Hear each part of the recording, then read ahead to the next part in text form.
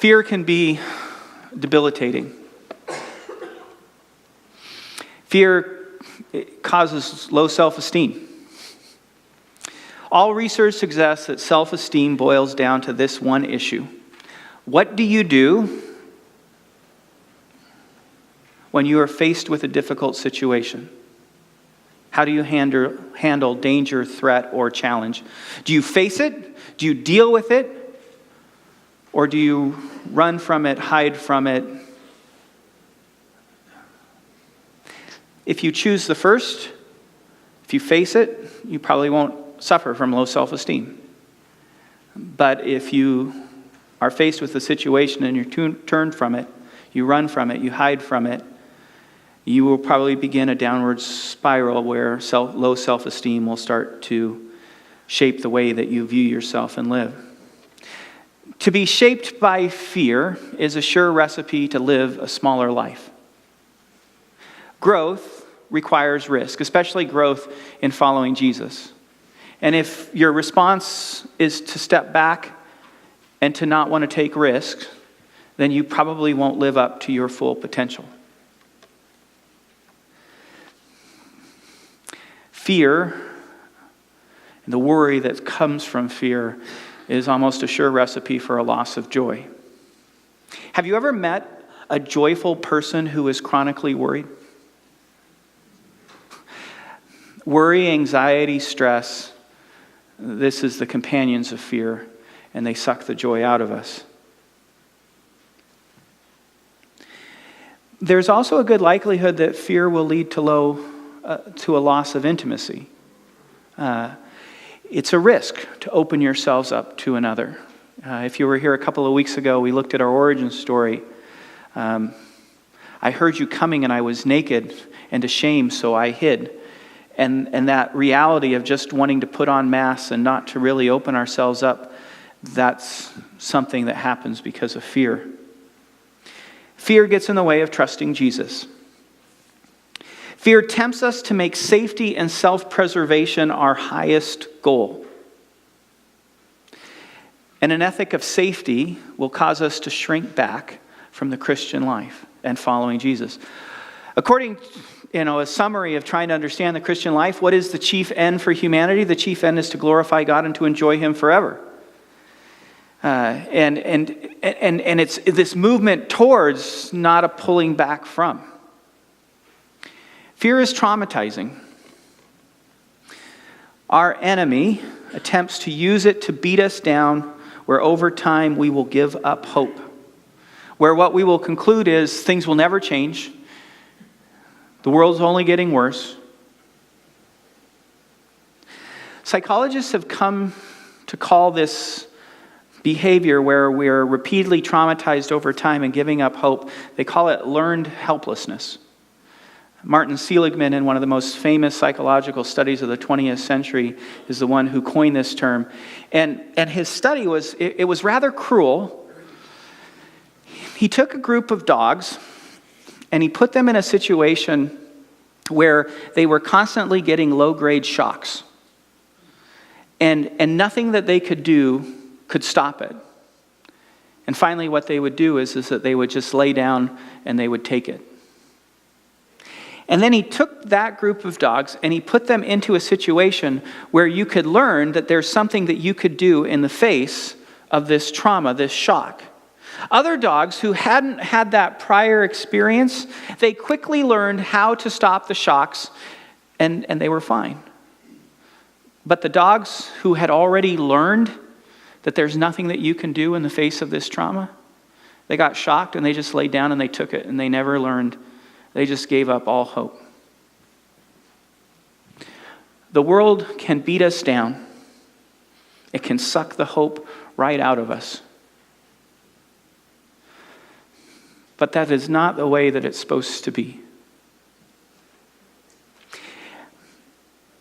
We have reason for hope, and my hope today is that you and I will be reminded and we will know and realize that we are not helpless, that no matter what the situation is, no matter what the fear is, we always in Jesus Christ have a choice.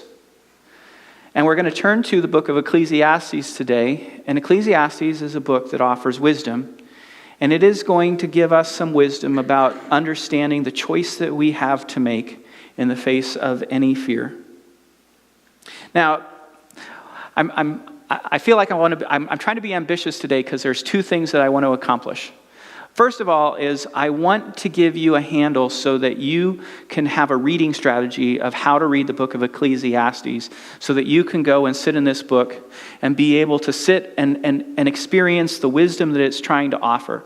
Just so you know, Ecclesiastes is a tough book. If you don't get the framework right, you might miss the message. But the thing that I most want to do is I want us to be able to learn that we have a choice in the face of fear. We always have a choice that will lead us to hope and will lead us to courage and strength. So, Ecclesiastes, if you were to sit down and read this book, to say the very least, you probably will be surprised about what you're hearing from this book. There's this king of Israel who is called the teacher, and he is wise. And we're listening to his wisdom. And this is what he concludes. This is what he has to offer. The biblical idea of wisdom is to live successfully. Let me give you skills. Let me give you understanding so that you can navigate the world.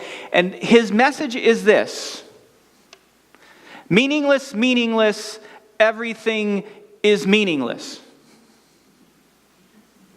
What? This is biblical? What do we do with this? How do we understand this? This is cynical. This is despairing. Is this really biblical wisdom? What is going on? Now, part of the key of understanding this book and what's going on is to recognize that there are two different voices. There's somebody who speaks in the third person, and there's somebody who speaks in the first person. The third person, whoever this person is framing everything. You hear it at the very beginning. He introduces that there's a teacher, and this teacher is wise, and he gives a little quote. But then, beginning in chapter 2, and running from chapter 3 all the way through chapter 12, verse 8, everything then is in the first person, except one verse right in the middle that's kind of reminding you that, oh yeah, somebody's quoting this person. But everything's in the first person, and we're hearing the wisdom of this teacher.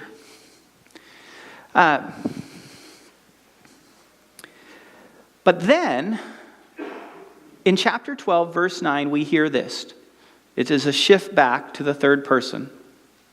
Not only was the teacher wise, but he also imparted knowledge to the people. He pondered and searched out and set in order many proverbs. The teacher searched to find just the right words, and what he wrote was upright and true. He was a good craftsman of wisdom. He knows what he's doing when it comes to talking about things. Realize that the words of the wise are like goads. Their collected sayings like firmly embedded nails. They're going to prod us in the right direction, given by one shepherd. And then we hear this, verse 12. Be warned, my son, of anything in addition to them, of making many books there is no end, and such study wearies the body. Now all this has been heard, and now here is the conclusion of the matter. I'm not going to give you the conclusion yet. I'm going to save that for the end, because this is part of the wisdom of this book. What we realize when we get to the end is this is a father talking to his child, and he's wanting his child to stand in the shoes of this wise teacher and experience life because he has a lot to say about how to live. But in the end of the day, the father doesn't altogether agree with what the teacher has to say. And so, we're going to hear, which dominates the whole book, the teaching of the teacher. But then at the end, we're going to hear a father telling his son, okay, you've heard all of this, and now let's give you the conclusion of the matter. Now, the second thing to understand, so first, you've got to realize there's two voices. Second, what you got to understand is that this teacher, this king of Israel who is wise and is going to talk about how do we actually live in the world, he has a certain quest. He's trying to give us wisdom. What he tried to do was try to figure out, how do you live life well under the sun? And this is the second key thing. His basic approach is, we're not going to include God into our picture. Every once in a while, he might talk about theology. He might talk about some of the things that God says. But in reality, his focus is on what we can know under the sun, not including heaven, not including the above sun perspective where God's in the picture. But right here, let's get real, let's get practical, let's talk about the real world. And in this teacher is, well, he's kind of a practical atheist. Every once in a while, he gives a nod to theology. But in the real world, theology is theology, and experience trumps theology. And what really matters is what you have to deal with in life. So, here's the best wisdom that you can have about how to live in the world if you don't include God in the picture. And this is what he comes to. Work, pleasure, relationships, wealth, even wisdom. He will go through all these 11 chapters and give example of all of these things over and over again. And what he concludes is it's all meaningless. Meaningless. It's a chasing after the wind. And here's part of the reading strategy for you. If you want to try to experience this, and it's really good, you're going to sit in somebody's shoes. They're wise, they're smart, they're going to talk about how to be successful in the world, but successful in a world where you don't include God. And a lot of people, that's how they live. He says, okay, what's that like? What does life look like if you don't include God? What's the best that you can hope for if you don't include God? And what you will find, if you read through this, meaningless, is that there's three basic things, three basic ideas that lead him to conclude that everything's meaningless. And what's interesting about these three things is that they are three fears that are common to humanity. Here are three fears that lead to the sense of despair, that there is no meaning in life. The first is the fear of missing out, the fear of missed opportunity, bad luck. The second is just the unfairness of life and injustice. And the third is the reality of death. Now, with the first, bad luck, missed opportunity, this may be the most famous passage in Ecclesiastes.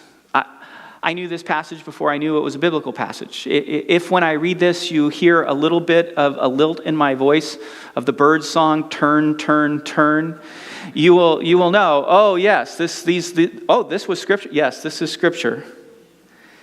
There is a time for everything and a season for every activity under the heavens. A time to be born and a time to die, a time to plant and a time to uproot, a time to kill and a time to heal.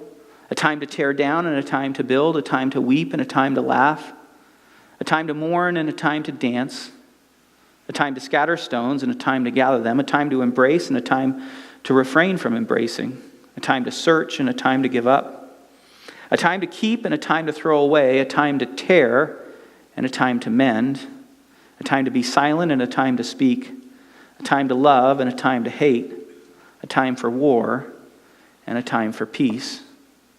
Now, I don't know if it's because of the song that we stop there, that's the part that has a real poetic feel to it.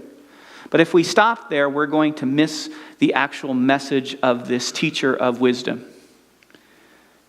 And just 2 verses later, this is what he says. I have seen the burden God has laid on the human race. He has made everything beautiful in its time. He has also set eternity in the human heart, yet no one can fathom what God has been doing from beginning to end. And what he's doing here is he's complaining. Everything is perfect in its time, but we don't know the right time. God's given us a desire to be able to have an eternal perspective that we might know the right time, because you all know, right, that hindsight is 20/20. I mean, if I only knew that I should have bought some Amazon stock back in the 90s. If I only knew, I used it all the time. I thought I didn't know they went public. What happened? I missed out. And what he's getting at is that there is this great fear of missing out. It's something in our day-to-day.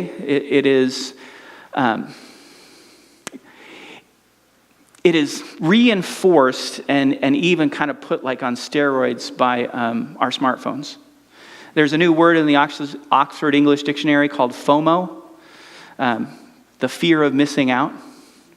And the fear of missing out is a true anxiety, and it is something that's now related within our digital media culture, where this is part of the reason why 81,500 times a year people check their smartphones. Once every 4.3 minutes. That means that there's probably going to be at least, 10, 12, 15. You're going to be tempted in this service of worship to grab your smartphone. And behind it is some of this fear that I might be missing out. There's something that could be going on. What will it look like if I'm not aware of, if I don't know, if I miss out? And this is a real problem. It's actually one of our oldest problems. The fear of missing out goes all the way back to the garden. God knows that if you eat of this fruit, you will become like him. And the implication is that he doesn't want you. He's holding something back. You're missing out. So you need to take this fruit and you need to eat it because then you'll get the good thing. And the fear of missing out, the missed opportunity, the frustration that if I could only know what the right time is so that I could do the right thing and then I could benefit. This all leads up to the next issue, which is the reality that life is unfair. It is unfair. We know it's unfair. Our parents told us it's unfair. But it doesn't change the fact that it doesn't feel right. It doesn't feel good. Spread throughout Ecclesiastes, you will find complaints about the unfairness of life. Good people die young. Wicked people live long. Person works hard, puts in long hours, doesn't get the promotion. No. The boss gives it to the son. You get blamed for something you didn't do. The other person gets away with it. And the thing that happens is that the guilty go unpunished, which only leads to more people going and doing bad things. The teacher's advice? Remember, this is under the sun. If you don't include God in the picture, what should you do? Well, don't be over righteous. Don't be over wise. Why destroy yourself? Don't be over wicked and don't be foolish. Why die before your time? Instead, just in everything, moderation. And you're reading through this and you go, is that really the answer to life? Is that what I'm supposed to get from biblical wisdom? But of the three fears, the most debilitating is death. Under the sun, what do you have to hope for? If you don't have God in the picture, you live, you die, and that's the end of the story. Again, every once in a while, he'll talk about God. But again, experience trumps theology. He'll talk about God, but really he's a practical atheist, and at the end of the day, he has no hope. There's this life, and that's all you have. One of the things to know that when you read Ecclesiastes is it is filled with Hebrew poetry. And we have thousands of years between when it was written and us. And so some of the imagery, it's going to take some work. But it also, when you get it, when you hear it, you realize that it is offering us a real picture of how life works. When it comes to death, maybe the most vivid telling of the problem is the very last chapter in chapter 12, the final words that we hear from the teacher. He says this, "Remember your Creator in the days of your youth, before the days of trouble come and the years approach, when you will say, I find no pleasure in them. Be wise. Realize that when you're young, you've got it good because you're still feeling good, and there's going to be a day when you're really not going to enjoy life anymore because you're going to just feel bad. So take advantage of it. Because there's going to come a time before the sun and the light and the moons and the stars grow dark and the clouds return to the rain. And the pictures here, what it's most likely picturing is that you're not going to be able to see very well anymore. Glaucoma kind of clouds up the eyes, and there's going to come a time when you just don't see very well. When the keepers of the house tremble, and it's actually the picture of when you can't not shake your hands. And the strong men stoop. When the grinders cease because they are few, your teeth fall out and can't eat the same foods that you could eat. Those looking through the windows grow dim. When the doors to the street are closed, it's probably a reference to the fact that, the way that this is something you grow old enough, and in our day, the way that we've dealt with this problem is we now have adult diapers. The doors don't shut anymore. And it just sucks. I used to be able to walk down the street, had it together. There's going to be a day where I'm going to be stooped, and I might have to wear adult diapers. So enjoy it while you got it. Because there's going to be a time when the sound of the grinding fades and you're going to lose hearing. And when but here's the thing, your hearing's going to go bad, and then people are going to rise up at the sound of birds, but they're not hearing the birds. It's just the fact that when you get old, there comes a time where oftentimes you don't sleep very well and you can't even hear, but some little thing wakes you up. When people are afraid of heights and of dangers in the streets because my feet don't pick up anymore and I might stumble and fall just walking down the street. When the almond tree blossoms are gray. It talks about your hair going gray. I talked about this week with somebody and they said, yeah, or you lose it, and and the grasshopper drags itself along. You don't have the spring in your step. And desire no longer is stirred. Some translations will have caperberries, which is an aphrodisiac. And, there's going to just come a time and it's just not there. And then people go to their eternal home and mourners go about the streets. I want you to remember, before the silver cord is severed and the golden bowl is broken, when precious things become broken, before the pitcher is shattered at the spring and the wheel broken at the well, when useful things don't work anymore, you're just dust and you'll return. He says your spirit goes to God, but he really doesn't have any hope for what happens after life. And the very last words that he says is this: meaningless, meaningless, everything is meaningless. What do we do? Well, one of the things to know is that this teacher has wisdom to offer. Everything is meaningless, but you want to live well, then here's what you should do. Seize the day. Carpe diem. Okay, everything's meaningless. You're going to basically go to the grave and die, but you might as well enjoy it. This is one example of many that are all sprinkled throughout. Then I commended pleasure, for there is nothing better for people under the sun. Hear the under the sun? This is the repeated refrain that you'll hear. What we're talking about is life in this world where God really isn't in the picture. And under the sun, all you have is the grave, so you might as well enjoy it, because it will accompany them, this joy, in the days of toil, during the days of their life. The tone of these passages are defiant nevertheless. He understands not all of you are going to be able to do this. Some of you are going to give over to despair. But just know this: optimism is better than despair. It feels better. So if you can, go the way of optimism. We have a father talking about this teacher of wisdom. The word teacher isn't the best translation. It's a different word. It's not the normal word for teacher. What it's picturing is, here's somebody who gathers a crowd. Here's wisdom that the world listens to. We still hear this wisdom today. Here's an example. Mr. Pitts. It's a rather unfortunate name. Mr. Pitts. Where are you? Mr. Pitts, you open your hymnal to page 542. Read the first stanza of the poem you find there. Diversions to make much of time? Yes, that's the one. Somewhat appropriate, isn't it? Gather ye rosebuds while ye may, old time is still a-flying, and this same flower that smiles today, tomorrow will be dying. Thank you, Mr. Pitts.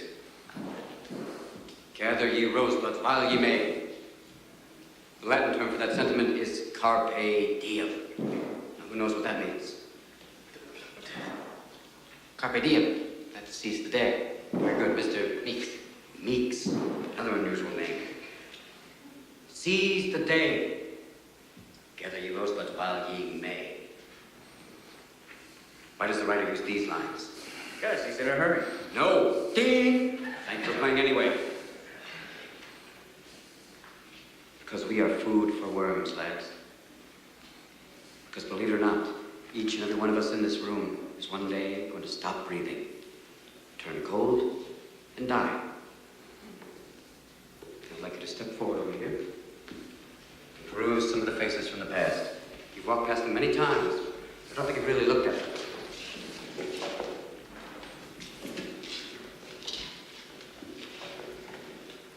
They're not that different from you, are they? Same haircuts, full of hormones, just like you. Invincible, just like you feel. The world is their oyster. They believe they're destined for great things, just like many of you. Their eyes are full of hope, just like you. Did they wait till it was too late to make from their lives even one iota of what they were capable? Because you see, gentlemen, these boys are now fertilizing daffodils. If you listen real close, you can hear them whisper their legacy to you. Go on, lean in. Listen. You hear it?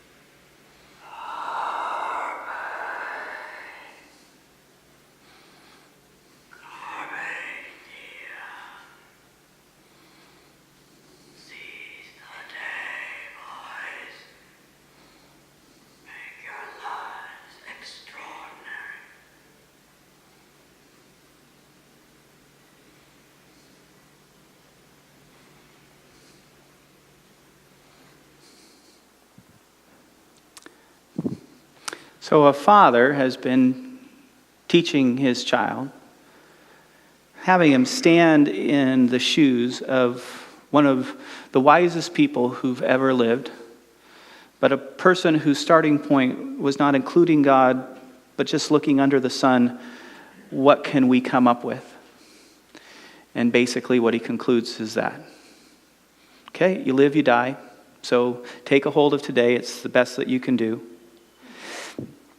This teacher was a king of Israel. Tradition holds that it was Solomon, but we really don't know. But one of the things that we're supposed to recognize is that this teacher is somebody like Solomon. And there's one important lesson for us to learn, and that is sometimes we sit there and we say, well, maybe, just maybe, if I had more wealth, or if I had greater opportunity and I could maybe experience more things, it might be different for me. But part of what the wisdom here is the Father saying, here's one of the wisest persons, richest persons, somebody who experienced all the pleasures that life has, and what they come away with is, well, it's all basically meaningless. And that's what you get if you start with this world and you don't include God in the picture. But then at the end, the Father comes back and says, my son, you have a choice. You have a choice. All has been heard. Here is the conclusion of the matter.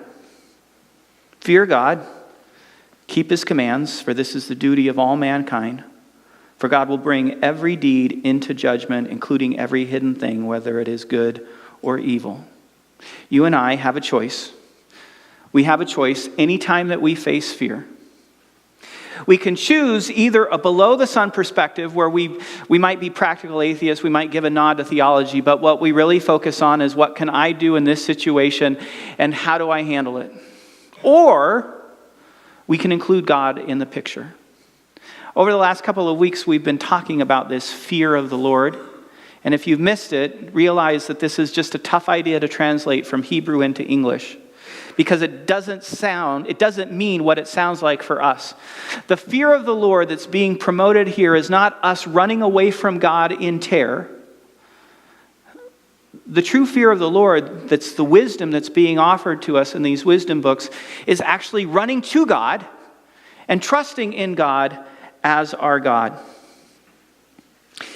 It's turning to Him to let Him be our God, where we want His will, His way. We respect His authority. We follow His counsel. We trust in His power because we believe that He is bigger and stronger than any threat that this world can throw at us. And I want us to realize that our ability to live in hope in the face of fear is going to be largely dependent on what we choose to focus on in the face of our fear. There are two simple laws that govern life that should be understood with this. The first law can be stated this way: you basically are what you think. Psychologist Archibald Hart writes, research has shown that one's thought life influences every aspect of one's being. Whether we're filled with courage or fear depends on the thoughts that habitually occupy our minds. The conclusion of modern psychology is something that the Scriptures has taught all along. Paul says in Romans, I want you to be transformed, no longer being conformed to the pattern of this world, but I want you to be transformed by the renewing of your minds. I want you to put your faith in Jesus, and the Spirit of Jesus will come in, and He will teach you how to see and think and know the world.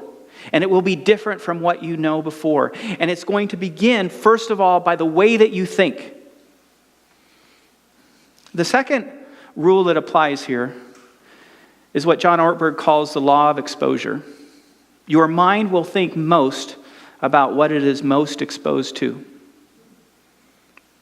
What repeatedly enters our mind occupies our mind, eventually shapes our mind, and will ultimately express itself in what we do and who we become. The law of exposure is as sure as the law of gravity. I've never heard anybody be surprised when they drop something that it falls. Who would have thought? What's going on? How does that work? No, we just, okay, yeah, there you go. Children are exposed to thousands of acts of violence and murder through shows, movies, games. These gets rehearsed in video games. We're surprised that we are a society that moves towards violence. We are a society flooded with sexual images. Sex sells everything in our society. And what's come out over the last number of months is that the dark underside of all of this is that we're also a society of people who've been abused and are abusers. Nobody should be surprised. It's the law of exposure. What you focus your minds on, what you fill it with, that's going to end up shaping the way that you are. Carpe diem is a half-truth. It moves us to action, but action without God. It puts us at the center. We're going to grab a hold. We're going to do, but it excludes the reality of who God is. Our God is the God who saves. Our God is the God who runs to us. Our God grabs a hold of us and says, here, take my hand, and wants us to grab a hold of Him. The Scriptures offer us more than carpe diem. This is the day the Lord has made. He's involved. He's here. Let us rejoice. Let us take a hold of this day. It's a gift. He's here. He wants to bless us. Let's grab a hold of it. Let's unpack it. There's going to be risks. There's going to be danger. But the one who offers us life is bigger and greater than anything that we will face in this world. We have a choice. We can always choose to run to God, include Him. Think about this situation with God in the midst. Or we can choose just to live life under the sun where we're practical atheists and we really don't focus on God. One of the more powerful places in Scripture that teaches us this truth is in the Gospels, where the disciples of Jesus are in a boat and there's a storm. And then Jesus comes walking on the water. And there's Peter. And he says this amazing thing. He says, Lord, if it's really you, say come and I'll come.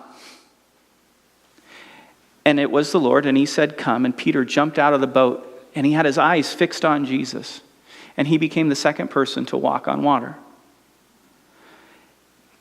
But there came a moment where instead of focusing on Jesus, he focused on the fear, he focused on the waves. And as soon as he focused on the waves, he sank. What you choose to focus on will determine how you face fear. God wants us to include him into the picture. Fear the Lord, run to him, know that he's there, include him in the problem. As we face our fears, our challenges, we can either include God, run to him, listen to him for guidance, hold on to him for security, or we can just choose to go it on our own, to live under the sun, to exclude him practically, and try to do it on our own. With one, all that you end up with is today. Seize this day. With Jesus, what you have is come and I'll give you life forever. Let us pray.